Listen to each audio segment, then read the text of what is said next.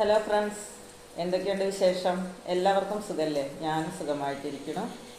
പിന്നെ പ്രത്യേകിച്ച് വിശേഷം എന്താണെന്ന് ചോദിച്ചു കഴിഞ്ഞാൽ, നാളെ ഞങ്ങളുടെ ഫാമിലിയിൽ അതെങ്കിൽ ഞങ്ങളുടെ ഉണ്ണിയേട്ടൻ്റെ അനിയത്തിയുടെ മോളുടെ എൻഗേജ്മെൻറ്റാണ്. അപ്പോൾ അതുകൊണ്ട് അങ്ങോട്ട് പോകണം. അതുകൊണ്ട് ഞാൻ വേറെ വീഡിയോസൊന്നും എടുക്കാൻ നിന്നിട്ടില്ല. കാരണം അങ്ങോട്ട് പോകണമെങ്കിൽ ഇനിയിപ്പോൾ വീഡിയോ കൊണ്ടിരുന്നാൽ ശരിയാവില്ല. കാരണം നേരത്തെ പോകണം, നമുക്ക് പണിക്കാരുണ്ട്, അവർക്കുള്ള കാര്യങ്ങളൊക്കെ ചെയ്തിട്ട് വേണം പോകാൻ. അപ്പോൾ അതിൻ്റെ കുറച്ച് തിരക്കും ധൃതിയൊക്കെ ഉണ്ട്. പിന്നെ നല്ല മഴയാണ് കേട്ടോ.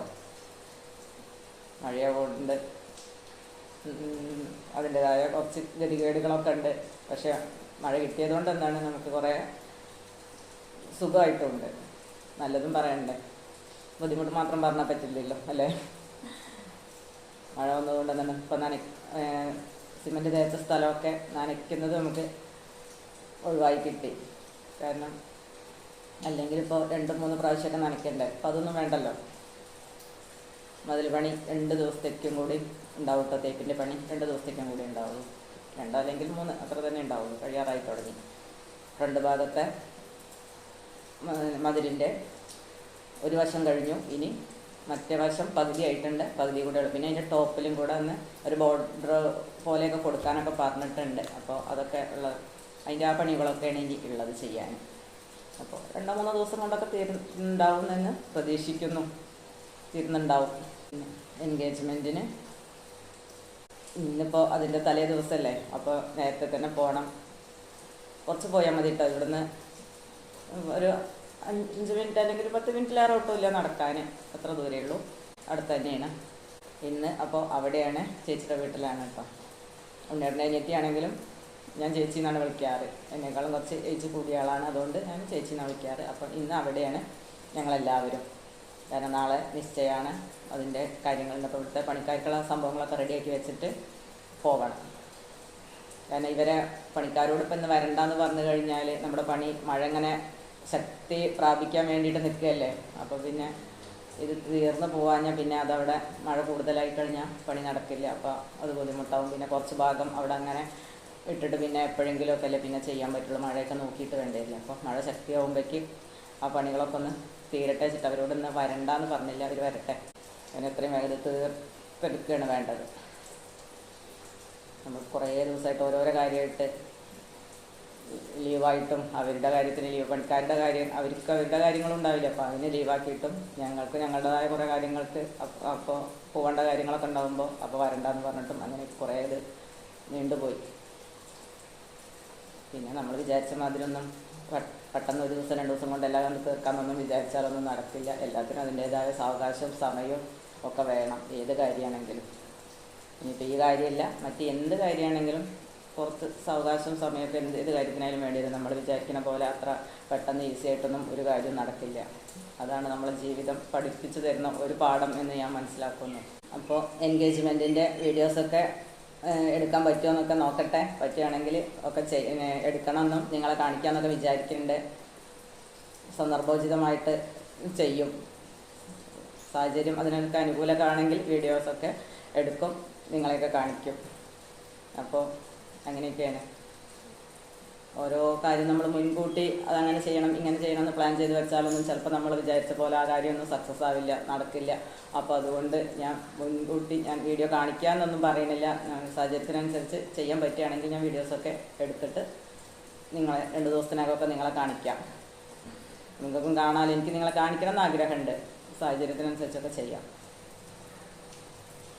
പിന്നെ വേറെ വിശേഷം എന്ന് ചോദിച്ചാൽ, ഇപ്പോഴും നല്ല മഴ പെയ്തുകൊണ്ടിരിക്കുകയാണ് കേട്ടോ. മഴക്കാലമായി എന്ന് തന്നെ വിചാരിക്കാം. പക്ഷെ രാവിലെ കുറച്ച് സമയം ചെറുതായിട്ടൊരു വെയിലൊക്കെ ഉണ്ടായിരുന്നു. പിന്നെ നല്ല മഴ തന്നെയാണ്. അപ്പോൾ നമുക്ക് ഇടയ്ക്കിടയ്ക്ക് ഇതിന് സിമൻറ്റ് തേക്കുമ്പോൾ മതിലിൻ്റെ പുറത്ത് ഷീറ്റ് ഇടാൻ പോകണം. അപ്പോൾ മഴ വരുന്ന കാണുമ്പോൾ ഷീറ്റ് ഇടാൻ പോകണം. ഇങ്ങനെയൊക്കെ നമ്മൾ എപ്പോഴും തിരക്കായിക്കൊണ്ടിരിക്കുകയാണ്. അപ്പോൾ ഞാൻ എൻഗേജ്മെൻറ്റിൻ്റെ അങ്ങോട്ട് പോകാൻ വേണ്ടിയിട്ട് റെഡിയാവുന്നതേ ഉള്ളൂ. ഇത് കഴിഞ്ഞിട്ട് വേണം ഞാൻ വീഡിയോ ചെയ്തതിന് ശേഷം റെഡിയാവാമെന്ന് വിചാരിച്ചതാണ്. പിന്നെ അവിടെ എല്ലാവരും എത്തിയിട്ടുണ്ട്. ഉണ്ണിയേട്ടൻ്റെ ചേച്ചിയും അനിയത്തിമാരും എല്ലാവരും. പിന്നെ ഞങ്ങളുടെ തറവാട്ടിലല്ലേ അനിയനും വൈഫൊക്കെ, അപ്പോൾ അവരും എല്ലാവരും എത്തിയിട്ടുണ്ട്. ഞാൻ ഇവിടെ പണിയായതുകൊണ്ട് അവർക്കുള്ള ഫുഡും കാര്യങ്ങളൊക്കെ ചെയ്യട്ടെ വിചാരിച്ചിട്ട് ഞാൻ മാത്രം ഇത്തിരി ലേറ്റായിട്ട് ഇരിക്കണത്. എനിക്കവിടെ എത്താഞ്ഞിട്ട് എല്ലാവരും വന്ന് നമ്മൾ ഒരു ഫങ്ഷൻ, ഫാമിലിയിലൊക്കെ ഒരു ഫങ്ഷൻ നടക്കുമ്പോഴല്ലേ എല്ലാവരും കൂടി ഒരുമിച്ച് കിട്ടുള്ളൂ. അപ്പോൾ എല്ലാവരും കാണാനും എല്ലാവരും സംസാരിക്കാനും പിന്നെ അവർക്ക് എന്തെങ്കിലും ഹെൽപ്പ് ചെയ്യാനും ഒക്കെ നമ്മൾ നേരത്തെ പോകണ്ടേ.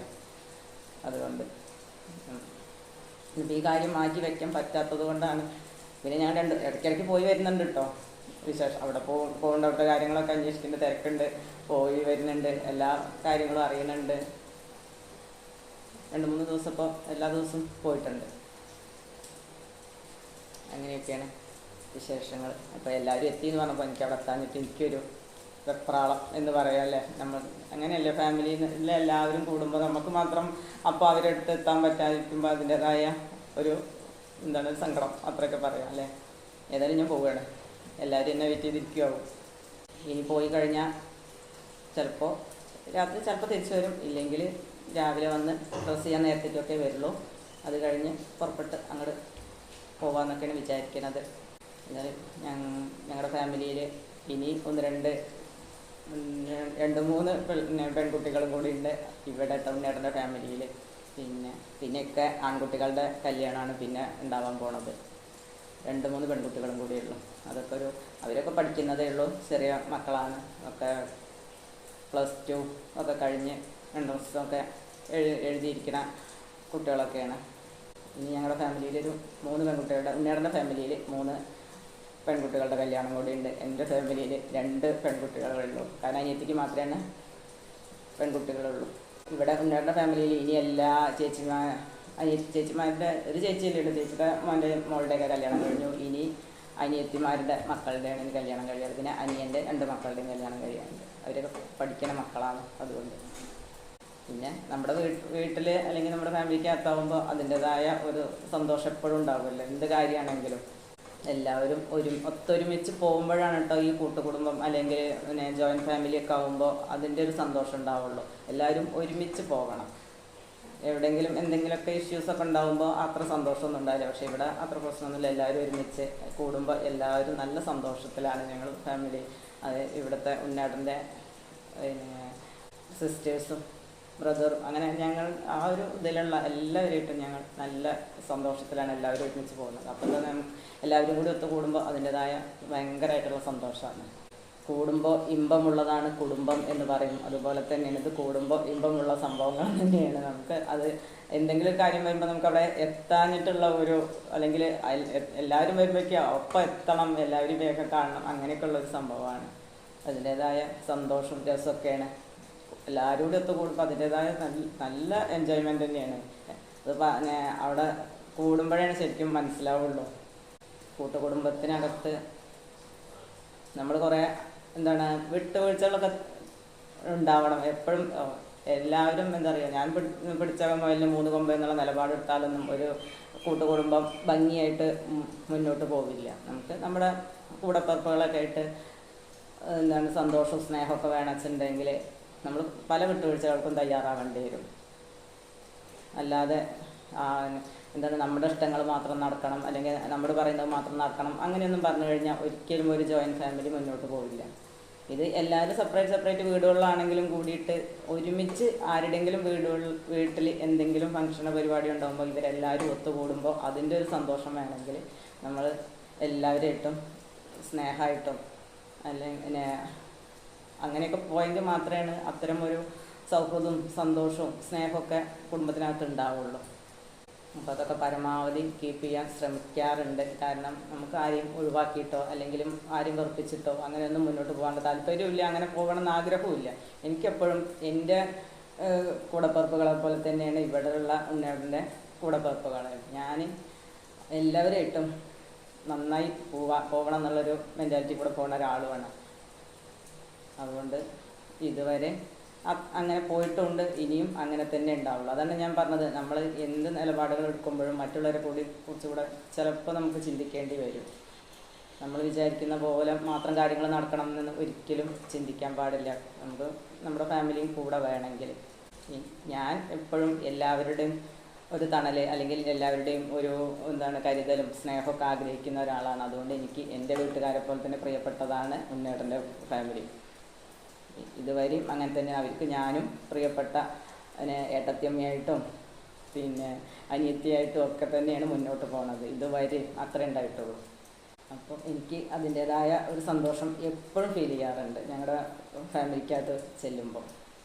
ഇപ്പോൾ എൻ്റെ ഫാമിലിയിൽ ഞാൻ മൂത്ത മോളാണെങ്കിലും ഇവിടെ മൂത്ത മരുമകളുമാണ്. അപ്പോൾ അതുകൊണ്ട് രണ്ട് വീട്ടിലും എനിക്ക് അതിൻ്റേതായ സ്വാതന്ത്ര്യങ്ങളും അല്ലെങ്കിൽ എല്ലാവരുടെ അടുത്തും ഇപ്പോൾ ഇവരുടെ ചേച്ചിയും അനിയത്തിമാരും പിന്നെ അനിയൻ്റെ വൈഫൊക്കെ ആണെങ്കിലും കൂടെ അവർക്കും അതിൻ്റേതായ സ്നേഹവും ഇഷ്ടം എപ്പോഴും ഉണ്ട്. എൻ്റെ വീട്ടിൽ നിന്ന് എനിക്ക് കിട്ടുന്ന അതുപോലെ തന്നെയാണ് ഇവിടുന്നും അവർ എന്നെ കരുതുന്നത്. എനിക്ക് എപ്പോഴും കംഫർട്ടായിട്ട് രണ്ട് ഫാമിലിയും ഒരുപോലെ തന്നെയാണ്. രണ്ടിന്നും ഒരുപോലത്തെ കെയർ തന്നെയാണ് കിട്ടുന്നത്. നമ്മൾ എന്തെങ്കിലും ഒരു ആവശ്യമോ അല്ലെങ്കിൽ നമുക്ക് എന്തെങ്കിലും ഒരു കാര്യങ്ങളൊക്കെ വന്നു കഴിയുമ്പോൾ രണ്ട് ഫാമിലിയിലെ ആൾക്കാരും ഒരുപോലെ നമ്മൾ ഹെൽപ്പ് ചെയ്യാറുണ്ട്. അല്ലെങ്കിൽ നമുക്ക് അതിന് വേണ്ടുള്ള കാര്യങ്ങളൊക്കെ രണ്ട് ഫാമിലിയിൽ നിന്നും കിട്ടാറുണ്ട്. എൻഗേജ്മെൻറ്റ് നാളെ ആണെങ്കിലും കൂടി ഇന്ന് തന്നെ പോകാൻ തയ്യാറായിട്ടിരിക്കുക. പിന്നെ ഞാൻ റെഡി ആവണം കേട്ടോ. അപ്പോൾ ഞാൻ റെഡിയായിട്ട് പോകാൻ നോക്കട്ടെ. ഇനി വേറെ വീഡിയോ ഒന്നുമില്ല. അതുകൊണ്ട് നിങ്ങൾക്ക് ഇത് ഞാൻ ഈവനിങ്ങിലല്ലേ പോസ്റ്റ് ചെയ്യാം. അപ്പോൾ അതുകൊണ്ട് എല്ലാവർക്കും ഗുഡ് നൈറ്റ്, ശുഭരാത്രി. കാരണം ഈവനിങ്ങിലാണ് പോസ്റ്റ് ചെയ്യുന്നത്. അപ്പോൾ അതുകൊണ്ട് എല്ലാവരോടും ഒരു ഗുഡ് നൈറ്റും കൂടെ പറയാം. ഓക്കെ.